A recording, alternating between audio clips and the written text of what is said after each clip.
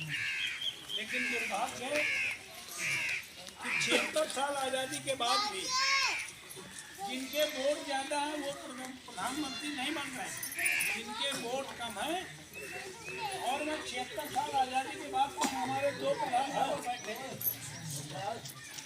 हमारे बच्चन प्रधान बैठे हैं, हमारे संजय कुमार जी बैठे हैं। 76 साल आज़ादी के बाद भी अगर पंचायतों में आरक्षण कांग्रेस ने दिया, माननीय मुलायम सिंह ने किया, महिलाओं का आरक्षण किया, और पार्लियामेंट और विधानसभा में बाबा साहब आरक्षण न दे गए होते तो 76 साल आज़ादी के बाद भी कोई दलित को प्रधान भी बनाना पसंद नहीं करता। और अगर संविधान नहीं रहेगा तो क्या फिर कोई प्रधान का मेंबर बन पाएगा? नहीं बन पाएगा। ये चुनाव संविधान बचाने का चुनाव है। ये चुनाव वो स्वाभिमान सम्मान, वो अधिकार जो मैं भारत की धन और धरती में बराबर का अधिकार दे सकते हैं, उसके बचाने का चुनाव है। ये चुनाव रेवड़ी बांटने का चुनाव नहीं है कि हम बट जाए, इसमें कुछ बट जाए, उसमें चले जाए। अगर हम बट गए, हमने ताकत बिखेर दी, तो अभी तो ये कहते हैं एक देश एक चुनाव। अगर इस बार ये बैठ गए तो कहेंगे एक देश एक राजा। ये राजतंत्र ले आएंगे आदरणीय मोदी जी। तो इसलिए हम आप लोगों से एक ही बात कहने आए हैं। आपने हमें 2009 में यहाँ से एमपी बना के भेजा था। बिल्हौर पार्लियामेंट से मैं 2004 में बसपा से एमपी बना था। 1996 में इसी घाटमपुर से एमएलए बना था। ये एमएलए एमपी दो बार मैं बन चुका हूँ, एमपी बन चुका हूँ, एमएलए बन चुका हूँ। ये किसकी देन है? बाबा साहब अम्बेडकर की। अगर इस देश में पहली प्रधानमंत्री इंदिरा गांधी बन पाई थी तो किसके बदौलत बन पाई थी?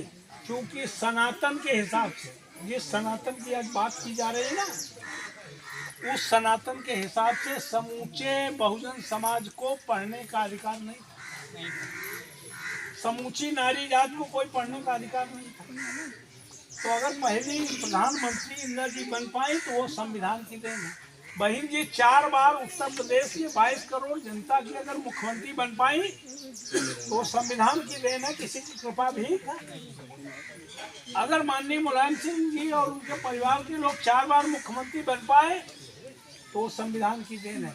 वो संविधान ये बदलना चाहते हैं।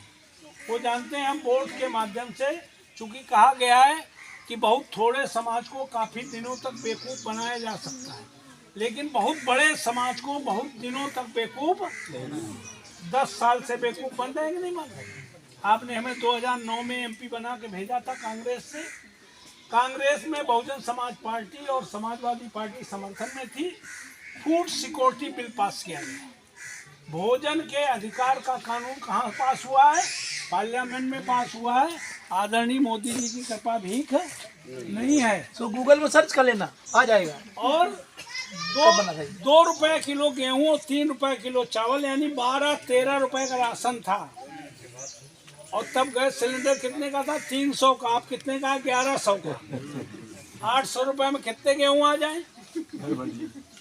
हम ये कहने आए हैं आपको, ये भोजन के अधिकार का कानून पार्लियामेंट में पास किया गया है, इसको कोई खत्म नहीं कर सकता। और ये कृपा और भीख नहीं है, ये खैरात नहीं है, ये तुम्हारा अधिकार है। केवल ये तुम्हें समझने की जरूरत है।